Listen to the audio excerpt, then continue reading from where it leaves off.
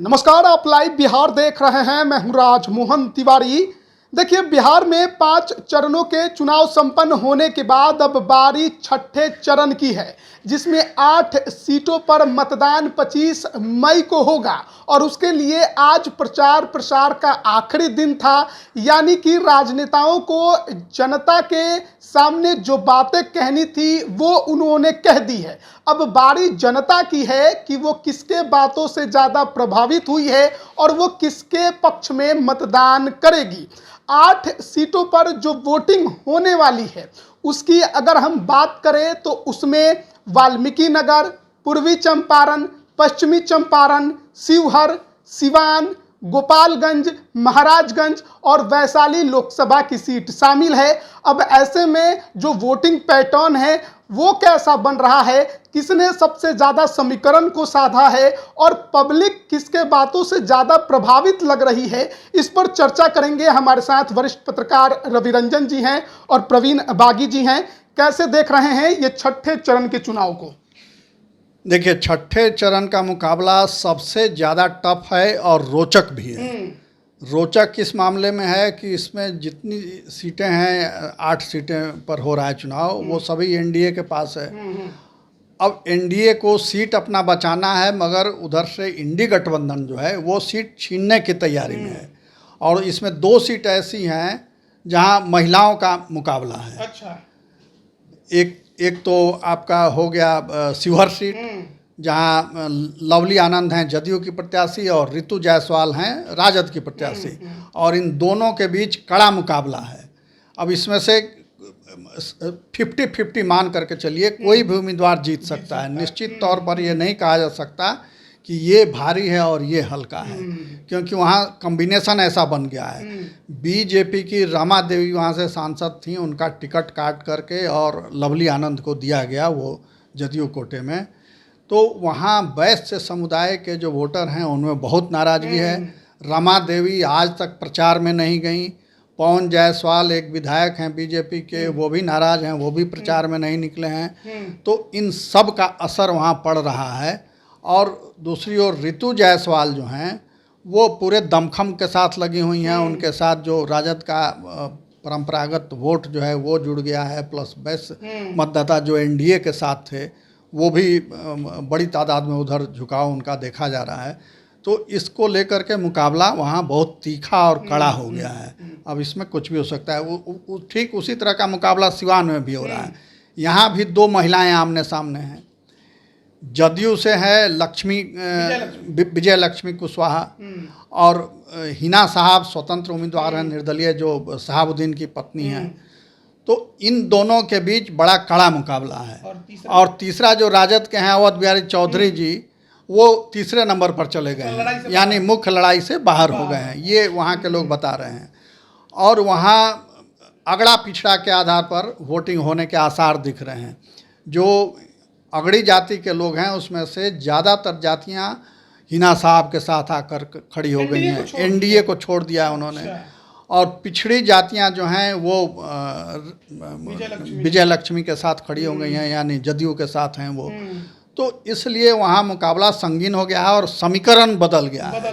जो जातियां पहले एनडीए के साथ थीं, जो आधार वोट था उनका, वो शिफ्ट हो गया इंडिपेंडेंट उम्मीदवार के साथ, और जदयू उम्मीदवार के साथ जो राजद समर्थक वोट थे, पिछड़ी जाति और ये वो जदयू के, वो तो उधर हैं ही। हालांकि अवध बिहारी चौधरी भी मजबूत उम्मीदवार हैं, क्योंकि मुस्लिम यादव उनके साथ हैं, मगर मुसलमानों का एक बड़ा हिस्सा हिना साहब के साथ आ गया है। तो इसलिए उनकी स्थिति कमज़ोर हो गई है।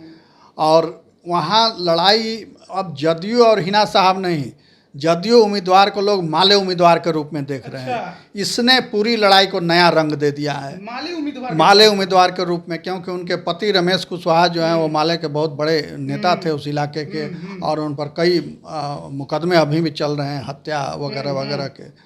तो उनको लोग समझ रहे हैं कि ये वही अपना एजेंडा लागू करेंगे। तो उसकी प्रतिक्रिया में फिर शहाबुद्दीन वहाँ खड़े होते थे। शहाबुद्दीन की सिवान में जो ताकत थी वो माले के विरोध के कारण थी।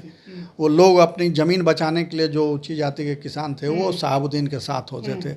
तो जब विजय लक्ष्मी को माले के उम्मीदवार के रूप में देखा जा रहा तो फिर इधर गोलबंदी हो गई और हिना साहब को शहाबुद्दीन के रूप में लोग देख रहे हैं।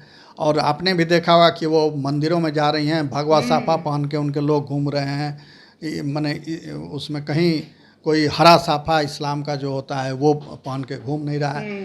तो ये हो गया है वहाँ, पूरी परिस्थिति बदल गई, बहुत परिस्थिति बदल गई है और रोचक हो गया है। तो वहाँ भी बड़ा कड़ा मुकाबला है। इन 2 सीटों पर रवि रंजन जी आपका क्या कहना है, क्योंकि शिवहर और सिवान पूरी तरह से फाइट में है। हाँ बिल्कुल, माने ये 2 सीटें तो हैं ही, माने 4 सीटों पर आप कह सकते हैं, इन 8 में से 4 सीटों पर कड़ा मुकाबला होगा। लेकिन ऋतु जायसवाल एक माने वो काम करने वाली महिला के तौर पर उनकी पहचान बन गई है शिवहर में, वो खड़ी हैं और मुखिया जब रही हैं तो उन्होंने बहुत काम किया, गांव-गांव घूमकर और दिखाया कि जनप्रतिनिधि क्या कुछ कर सकता है। पूरा दृश्य बदल दिया अपने पंचायत के उन्होंने। तो अब वो एक काम करने वाली नेत्री जो खड़ी है और एक नेता ऐसा है, माने दूसरी नेत्री जो है वो केवल बयानबाजी और अपने राजपूतों की मूंछ ऐंठ के जो अपनी ताकत दिखाने वाले वो, तो इन दोनों में लड़ाई अगर जनता को चुनना होगा तो जनता निश्चित रूप से। दूसरी बात हो गई कि उनकी जो वीडियो वायरल हुई, भले वो गलत तरीके से वायरल हुआ कि कुशवाहा हमको नहीं चाहिए और ये जात नहीं चाहिए, वो जात नहीं चाहिए, भले उसकी व्याख्या बाद में उन्होंने की, पर उसका एक असर हो गया है। और उन्हीं की पार्टी के, जैसा कि बागी जी ने कहा कि रमा देवी के कार्यकर्ता साइलेंट हो गए, एनडीए के उनके कार्यकर्ता चुपचाप बैठ गए और पवन जायसवाल से भी उनकी एक माने बहस हो गई, माने लड़ाई झगड़ा की तरह हो गया। तो पवन जायसवाल भी भीतर माने भीतर घात का असर उन पर पड़ेगा। तो ये शिवहर में लवली आनंद की मुश्किल बढ़ी हुई है। एक सवाल इसमें और रहेगा, क्या शिवहर में दलित फैक्टर भी होगा? क्योंकि आरोप जो लगा आनंद मोहन पर एक दलित आईएएस अधिकारी की हत्या का, उसी में उम्र कैद की सजा उन्होंने काटी, उसे भी राजद उस क्षेत्र में भुनाने की राजद ने इस मसले को उछाला है और माने गांव-गांव में जाकर ये बात बताई गई है कि एक दलित की हत्या इन्होंने की है और ऐसे आरोपी को दलित वोट नहीं दें, और दलितों में इसका असर भी हुआ है। तो निश्चित रूप से अगर आपका जो अति पिछड़ों में से भी, दलितों में कुछ जातियां जो अति पिछड़ों की भी जो उसमें शामिल हो जाती थी, जो भाजपा को वोट देती थी, अब वो जो है उसमें दिक्कत हो जाएगा। राजपूत वोटर भी आप जगह जगह आप देख रहे हैं राजपूत वोटर दरक रहा है। सिवान में राजपूत वोटर, महाराजगंज में राजपूत वोटर जो है वो दरक रहा है। तो वहाँ पर शिवहर में लवली आनंद के लिए मुश्किल। सिवान में आप देखिए शहाबुद्दीन की ताकत निश्चित रूप से अगड़ी जाति के लोग थे। अगड़ी जाति के लोगों ने ये इनको शहाबुद्दीन को सहयोग किया, क्योंकि भाकपा माले से उनको बचना था। और माले का जो रमेश जो हैं, जिनकी वाइफ खड़ी हैं जदयू की प्रत्याशी के तौर पर, तो वहाँ साफ लड़ाई है कि माने ये माले और उसके बीच हो रही। तो हिना साहब जो पहले मैदान में नहीं थी, माने सीन में नहीं थी, वो निर्दलीय चुनाव लड़ रही थी, लेकिन हवा बदल गई है, हिना साहब की ताकत बढ़ गई है और अगड़ी जाति के लोग खुलकर उनको सहयोग कर रहे हैं। लेकिन आप देखिए अभी जिस दिन चुनाव होगी उसी दिन प्रधानमंत्री 3 सभाएं करेंगे बिहार में, तो उसका भी एक असर होगा। माने वो प्रधानमंत्री आएंगे तो देखना होगा वो क्या कहते हैं। लेकिन प्रधानमंत्री को आप देखिए कि पूर्वी चंपारण, पश्चिमी चंपारण, महाराजगंज, माने ये सारी सीटें तो इनकी थी, लेकिन अब 8 सीटों में से 4 पर आपको भिड़ना पड़ रहा है, तो निश्चित रूप से मुश्किल है। और मुश्किल में तो आप देखिए प्रधानमंत्री अगर हवा बदल पाए तो ये एक बड़ी तगड़ी स्ट्रेटेजी है एनडीए की कि पीएम मोदी की सभाएं उसी दिन सट्टे सट्टे इलाकों में कराई जाए जहां चुनाव उस दिन हो रहा है। हाँ, ये तो है, मगर उस सभाओं का कितना असर पड़ेगा ये देखने वाला होगा, क्योंकि लोग तो अपने अपने इलाके में चुनाव में व्यस्त रहेंगे। अब उनका भाषण वहाँ लोग सुन पाते हैं कि नहीं सुन पाते हैं, इस पर डिपेंड करता है। तो अब बच गया पूर्वी चंपारण, पश्चिमी चंपारण, यानी बेतिया और मोतिहारी की सीट। तो मोतिहारी की सीट जो है वो राधा मोहन सिंह और राजेश कुशवाहा जो वीआईपी के उम्मीदवार हैं उनके बीच वहाँ लड़ाई है, मजबूती से लड़ाई है, मगर राधा मोहन सिंह वहाँ भारी पड़ रहे हैं, भारी पड़ते दिख रहे हैं अभी तक, और ये संभावना की जा सकती है कि वो विजयी होंगे वहाँ। मगर राजेश कुशवाहा को भी कमज़ोर नहीं माना जाना चाहिए, क्योंकि वो ज़रूर वीआईपी के कैंडिडेट हैं, मगर उनके पीछे राजद की बैकिंग है, इंडी गठबंधन की बैकिंग है, तो इसलिए उनके साथ भी एक बड़ी ताकत है। राजद के विधायक रहे हैं वो। विधायक रहे हैं, पूर्व विधायक हैं, तो इसलिए वहाँ ये है। तो वहाँ तो मुद्दा भी उछला है चीनी मिल वाला। हाँ, चीनी मिल वाला तो ये तो बरसों से उछल रहा है मुद्दा, मगर जी ने वादा किया था हाँ कि आएंगे तो चाय पिएंगे। इसको लेकर के थोड़े संकट में हैं राधा मोहन सिंह, क्योंकि उनको जवाब देते नहीं बन पा रहा है। मगर राधा मोहन सिंह ने ये कहा कि भाई ये मेरा अंतिम चुनाव है, जो अंतिम उनका अस्त्र है वो उन्होंने चला कि ये अंतिम चुनाव है, अब हमको आप लोग ठीक ठाक विदाई दे दीजिए। तो लोग भी इस मूड में हैं कि वो ठीक ठाक विदाई वहाँ दे देंगे, तो इसलिए लगता है कि वो सीट निकल जाएगी एनडीए की। और बेतिया में संजय जायसवाल और मदन तिवारी, मदन मोहन तिवारी भी पूर्व विधायक हैं, कांग्रेस के उम्मीदवार हैं वो, और संजय जायसवाल 2-3 बार से वहाँ सांसद हैं, उनके पिताजी भी सांसद थे, तो इसलिए उनका अच्छा प्रभाव है, रसूख है, और सबसे व्यवहार उनका बढ़िया रहा है।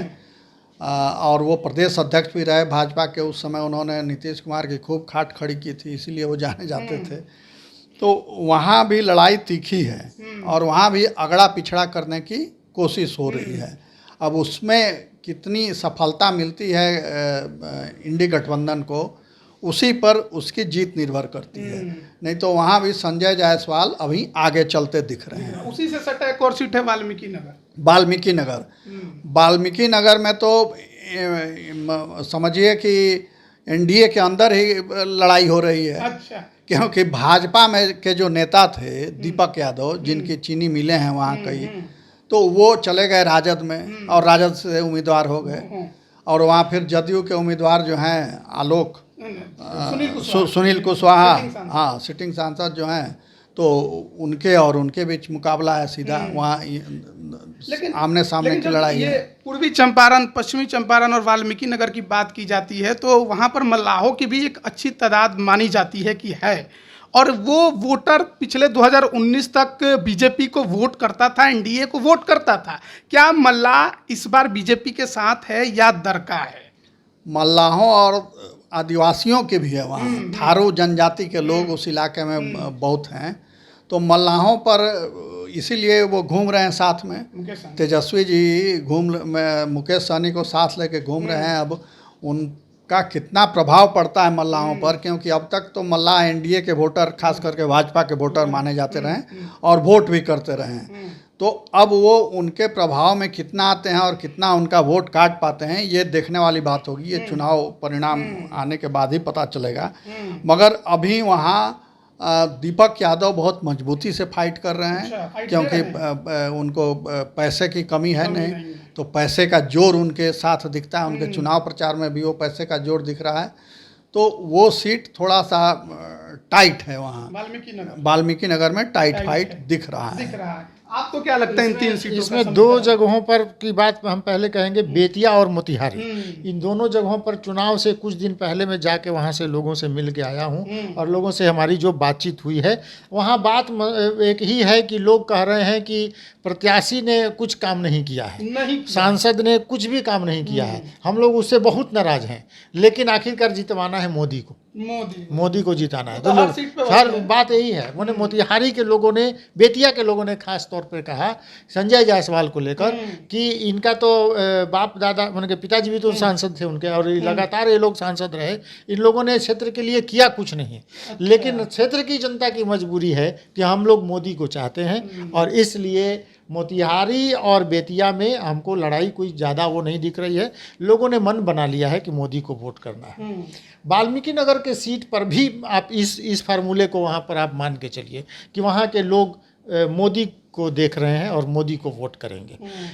ये इन्होंने गोपालगंज में एक मल्लाह को सीट दे के, माने देखिए मुजफ्फरपुर में अगर किसी एक मल्लाह को दे दिया जाए टिकट, तो 11 विधानसभा, मल्लाह को तो टिकट दिया ही नहीं, मल्लाह को मतलब मल्लाह की पार्टी को इनको मुकेश सहनी की पार्टी को जो एक टिकट वहाँ मिल गया, तो मोतिहारी में भी मिल गया है। तो इनका असर एक होगा निश्चित रूप से, मल्लाहों के लिए वो कहते रहे हैं कि हम सन ऑफ मल्ला हैं, और उनकी अपनी नेतागिरी अगर बचा के रखनी है तो दिखाना पड़ेगा कि हमारे लोगों ने आपको वोट किया है। तो वो इसलिए वो मेहनत कर रहे हैं उस इलाके में, और उसका असर भी उनको मिलेगा, फल मिलेगा उनको। लेकिन लोगों ने मतलब पूरा निषाद नहीं तो मल्लाह का वोट तो हाँ, मिल ही कुछ वोट तो उनको जरूर मिल जाएगा। तो वोट वो काट लेंगे, और काटेंगे तो एनडीए का ही काटेंगे, तो कटेगा तो एनडीए को मुश्किल बढ़ेगी। लेकिन बात वही है कि माने मोदी नाम केवलम मैंने वहाँ पर उन्हीं के भरोसे नैया पार लग रही है एनडीए के प्रत्याशियों के। अब 3 सीट बची हैं, महाराजगंज, गोपालगंज और वैशाली। तो वैशाली में भी मामला संगीन है। अच्छा। हाँ, बीना देवी जी के लिए राह आसान नहीं है, क्योंकि वहाँ से मुन्ना शुक्ला खड़ा हो गए हैं राजद से। तो भूमिहार वोटों में उनकी ज़बरदस्त सेंधमारी है, और साथ ही राजद का बैकिंग है। तो इसलिए वहाँ मुकाबला बहुत कड़ा हो गया है, और अगर बीना देवी वहाँ वो सीट लूज भी कर जाएं तो कोई आश्चर्य नहीं, हार सकती हैं। अच्छा। क्योंकि एंटी इनकम्बेंसी है उनके खिलाफ वहाँ, और इतने दिन से वो हैं। फिर बीच में जो लोजपा का विवाद हुआ उसमें उधर गई इधर आई, तो इन सब को लेकर के लोजपा के अंदर भी उनको लेकर के आक्रोश है। अच्छा। तो वो सब वहाँ रंग दिखाएगा। अब उसमें अगर अंतिम समय में कोई परिवर्तन हो जाए, कोई इधर से उधर कुछ हो जाए, तो वो जीत सकती हैं, मगर अभी तक उनकी स्थिति कमज़ोर दिख रही है। और फिर उसके बगल वाली जो सीट है महाराजगंज में भी सिग्रीवाल जी फंसे हुए हैं। हाँ, फंस गए हैं सिग्रीवाल जी। हाँ, इसलिए कि वहाँ से भूमिहार जाति के उम्मीदवार को कांग्रेस ने अपना उम्मीदवार बना दिया है। कांग्रेस के प्रदेश अध्यक्ष जो हैं अखिलेश सिंह, उनके पुत्र वहाँ से उम्मीदवार हैं। तो पहले तो लग रहा था कि भूमिहार वोटर भाजपा के साथ आएंगे, और अब शुरू में उनको कोई पहचान भी नहीं रहा था, कोई महत्व भी नहीं दे रहा था आकाश कुमार को। मगर अब धीरे धीरे उन्होंने अपने पत्ते खोले हैं, और पूरा वहाँ रणनीति अखिलेश सिंह ने बिछाई है। फिर उनके साथ कुछ धूमल सिंह वगैरह टाइप के लोग भी वहाँ लगे हुए हैं। हाँ, तो भीतर ये सब चालें भी वहाँ चली जा रही हैं। तो वहाँ गोलबंदी सजी हुई है। अब उसमें फंसे हुए हैं सिग्रीवाल अभी, क्योंकि सिग्रीवाल के खिलाफ भी क्षेत्र में नाराजगी जो आमतौर पर सभी सांसदों के खिलाफ होती है वो है। मगर फिर अंत में वही मोदी नाम केवलम वही एक सहारा है। और छपरा का जो इवेंट हुआ है, जो घटना हुई है, इसका असर वहाँ सीधा पड़ेगा। इसीलिए इंटरनेट सेवा बंद है। हाँ, तो इंटरनेट सेवा बंद है बिल्कुल, और इसका वोटरों पर भी असर पड़ेगा। तो वहाँ हो सकता है कि अंत समय में अगड़ा वोटर एकजुट हो जाए, तो कांग्रेस पिछड़ जाएगी और फिर आराम से निकल जाएंगे। आया बीजेपी आया तो हाँ, तब अगड़े वोटर एकजुट हो गए, तब तो इनके सामने कोई चुनौती ही नहीं रहेगी सिग्रीवाल जी के सामने। मगर अगर विभाजन ये बरकरार रहा जो अभी तक है, छपरा कांड का असर नहीं पड़ता है वहाँ, तो लड़ाई मुश्किल होगी। फिर गोपालगंज की सीट आराम से निकाल लेगी जदयू वहाँ से। अच्छा। वहाँ कोई बहुत बड़ा कड़ा मुकाबला नहीं है, क्योंकि वो सीट जदयू के साथ रही है पहले भी। और ये जो उम्मीदवार हैं वहाँ चंचल, हाँ, वीआईपी के चंचल पासवान जी और आलोक सुमन तो सिटिंग हैं, सांसद हैं वहाँ। तो चंचल पासवान जो हैं वो बहुत प्रभाव नहीं छोड़ पा रहे हैं वहाँ, हालांकि लगे हुए हैं, मेहनत कर रहे हैं। उनके पिताजी, हाँ, पिताजी बीजेपी में थे, तो इनको वहाँ से टिकट मिल गया है और ये वीआईपी के उम्मीदवार हो गए हैं। तो अब ये चूँकि गृह जिला है उनका, लालू यादव जी का, तेजस्वी के लिए प्रतिष्ठा की सीट है वो, मगर इसके बावजूद लालू प्रसाद और तेजस्वी वहाँ से जीतते बहुत कम रहे हैं। हाँ, नहीं किए, माने उसको अपने दिल पे नहीं लिया है कि चला भी गया तो चला गया, क्योंकि उनको पहले ही लग गया होगा कि ये आने वाली सीट नहीं है, तो इसलिए वहाँ अपनी नाक उन्होंने नहीं घुसाई। तो इसलिए वहाँ आसानी से निकलता दिख रहा है। 3 सीटों का समीकरण। देखिए, महाराजगंज सीट पर हमारी बात ये है कि जनार्दन सिग्रीवाल के प्रति लोगों में नाराज़गी है और लोग माने उनके ही वोटर उनसे नाराज़ हैं। एक तो वो बहुत जगह पर वो गए भी नहीं हैं, वो लोगों से मिले नहीं हैं और उनको एक था गुमान कि वो माने वो जीत जाएंगे। लेकिन भूमिहार वोटर और ब्राह्मण वोटर ये हाल के दिनों में भूमिहार और ब्राह्मण दोनों उनसे कटा है। तो 200 माने 2,30,000 40,000 के आसपास पिछले चुनाव में वो ज़्यादा वोटों से जीते थे। लेकिन अगर 1.5 लाख भूमिहार और 1.25 लाख के करीब ब्राह्मण, तो इतने वोटर उनसे खिसक जाएंगे। अगर 50% भी मान लीजिए पोल हुआ तो आप 50% में 50% मान लीजिए उनको मिला, तब भी उनके 80-90 हज़ार वोटर चले जाएंगे।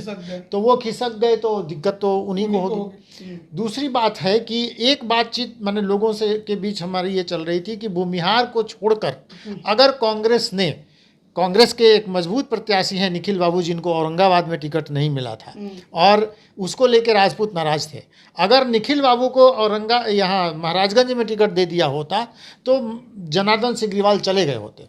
हार जाते निश्चित रूप से। लेकिन ये राहत है कि वहाँ पर एक भूमिहार वोटर हैं जिनके पास जनबल नहीं है, धन बल है। वो पैसा बांट रहे हैं, पैसे के बल पर वोट खरीदने की कोशिश कर रहे हैं। हाँ, सिग्रीवाल जी खर्चा नहीं करते हैं। वो तो नाश्ता पानी भी कहते हैं अपने कर लो, तो पीछे पीछे कार्यकर्ता झंडा लेकर चलता है या फिर वो किनारे खड़े हो जाते हैं कि नाश्ता कर लो तब चलते हैं।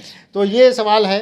दूसरा है कि ये रणधीर सिंह माने उनके प्रभुनाथ सिंह का बेटा जो है तो कुछ दिन अब घूम रहे हैं माने उनके साथ। वो तो राजपूत वोटों को इंटेक्ट करा देंगे। खुद भी राजपूत हैं तो वोट इंटेक्ट हो गया। वोट अगर इनको मिल गया, लेकिन भूमिहार और ब्राह्मण अगर नाराज हो गया तब तो इनकी मुश्किल हो, जो नाराज है। एक सवाल है कि कुछ दिन पहले तक सच्चिदानंद राय इनको हराने के पीछे लगे हुए थे, फिर छपरा में मोदी जी का जब वहां पर कैंपेनिंग हुआ तो वो रूडी जी को जिताने चले गए। अब सच्चिदानंद राय इस क्षेत्र के बड़े फैक्टर नहीं बने क्योंकि उनका भी पैतृक आवास तो उसी क्षेत्र में। हाँ, लेकिन सच्चिदानंद राय अपने कर्मों से ही अपनी ही पार्टी के लोगों से माने अपने ही वोटर से वो हो गए हैं, किनारे हो गए हैं। लोग उनसे नाराज हो गए हैं और सच्चिदानंद राय जो चाहते थे कि खेल कर देंगे वो नहीं कर पा रहे हैं। तो कह सकते हैं कि महाराजगंज की सीट फंसी हुई है। हाँ, गोपालगंज में तो ठीक है कि आलोक सुमन जो है निकाल लेंगे, वो चुनाव जीत जाएंगे। महाराजगंज में उनको मुश्किल नहीं होगी। इन जगहों पर आप वैशाली में आप खास तौर पर देखिए, चिराग पासवान ने अंतिम समय में वीणा देवी को अपनी पार्टी में शामिल कर लिया। वीणा देवी भाग के गई और कही कि हमको नहीं मालूम था कि क्या चल रहा है, तो हम घुस गए।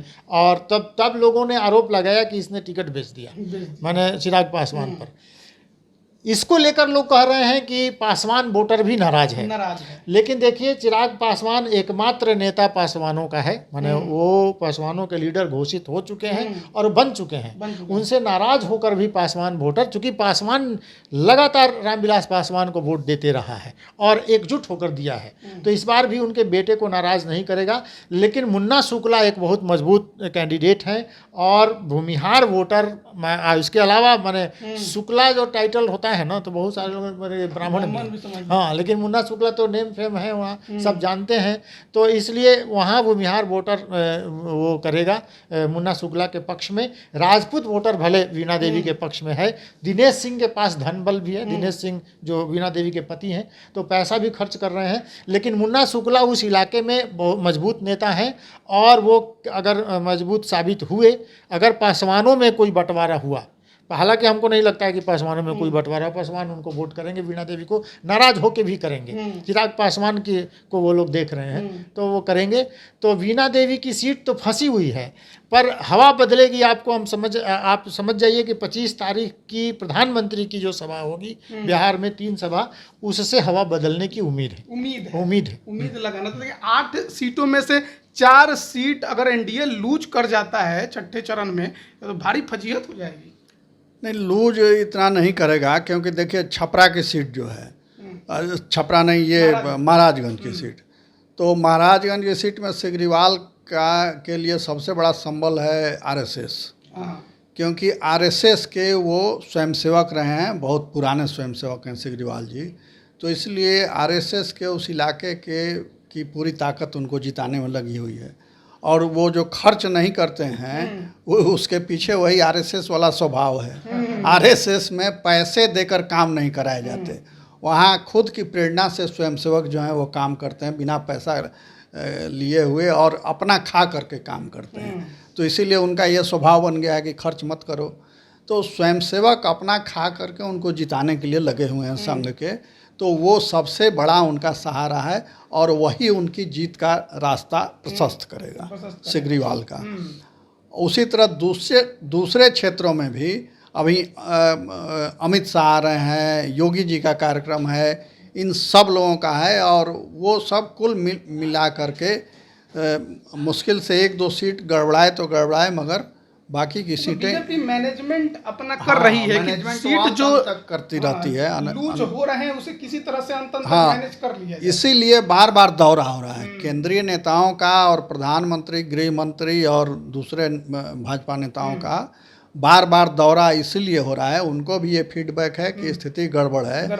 और दूसरी ये सबसे बड़ी बात ये है कि जदयू से जो बैकिंग मिलना चाहिए था वो नहीं मिल पा रहा है, क्योंकि जदयू की हालत खुद डगमग हो गई है और नीतीश जी बीमार हैं, तो उनके बीमारी की वजह से भी 10 तरह की बातें हो रही हैं और वो उतना समय नहीं दे पा रहे हैं चुनाव प्रचार में। तो ये भी कि चुनाव के बाद रहेंगे कि जाएंगे? हाँ, इन्हीं सब को लेकर के तो नीतीश जी अगर सक्रिय रूप से प्रचार में रहते तो पक्ष में और बातें आती। तो चिंताएं तो बढ़ गई है निश्चित रूप से। एनडीए की चिंता इन 8 सीटों पर जिस पर चुनाव होने वाला है, एक तो सुरक्षित सीट है गोपालगंज की, बाकी सब तो एनडीए का ही वो सीट है। तो अगर कुछ गंवाना है तो एनडीए को गंवाना है और अगर कुछ गेन करना है तो इंडी गठबंधन को करना है। तो कोशिश तो इंडी गठबंधन की यही है कि इसमें ज़्यादा से ज़्यादा गेन किया जाए 4 सीटों पर, माने शिवहर, सिवान, महाराजगंज और वैशाली, इन 4 सीटों पर शक है। और निश्चित रूप से इस पर अगर बीजेपी ने जीत हासिल कर ली या एनडीए ने तो ये निकल जाएगी, लेकिन मुश्किल इन 4 सीटों पर है। तो देखिए ये 8 सीटों की लड़ाई है 6ठे चरण में और मामला बहुत फंसा हुआ है। 4 सीटों के अलावा एक वाल्मीकि नगर का भी कहा जा रहा है कि मामला टाइट है, वहां पर भी फाइट बड़ा जबरदस्त है। अब 5 चरणों में बीजेपी या जेडीयू हो, चिराग पासवान हो, कितनी सीटें हारेंगे कितनी जीतेंगे ये तो बाद की बात है, लेकिन जो चुनाव आ रहे हैं जिसके लिए आज प्रचार प्रसार थम गया है, ये 8 सीटें बड़ा ही महत्वपूर्ण है। और इसमें जो छपरा का कांड हुआ वो कितना भूमिका निभाता है। इंटरनेट सेवा इलेक्शन तक बंद कर दिया गया है, जिस दिन वोटिंग है उस दिन तक। तो सारण में माहौल बड़ा टाइट है और इस वजह से महाराजगंज में कुछ भी हो सकता है। लेकिन इसके अलावा जो अन्य 7 सीटें हैं उस पर भी जो स्थितियां हैं वो बहुत अच्छी एनडीए के लिए नहीं है। और जैसा कि प्रवीण बागी जी कह रहे थे कि ये चिंताएं बीजेपी को भी है, केंद्रीय नेतृत्व को है, और इसीलिए लगातार पीएम मोदी हो, अमित शाह हो, जेपी नड्डा हो, योगी आदित्यनाथ हो, सभी की जनसभाएं इन क्षेत्रों में हो रही है। वोटिंग के दिन भी कई अन्य जो 7वें चरण की सीट है उस पर प्रचार प्रसार करते दिखाई देंगे। तो कितना इंपैक्ट पड़ेगा ये तो आने वाला वक्त बताएगा। लेकिन फिलहाल इन 8 सीटों को लेकर आपकी क्या राय है कमेंट करके जरूर बताइएगा। आप सभी का बहुत बहुत धन्यवाद। YouTube पर सब्सक्राइब और Facebook पर लाइक जरूर करें।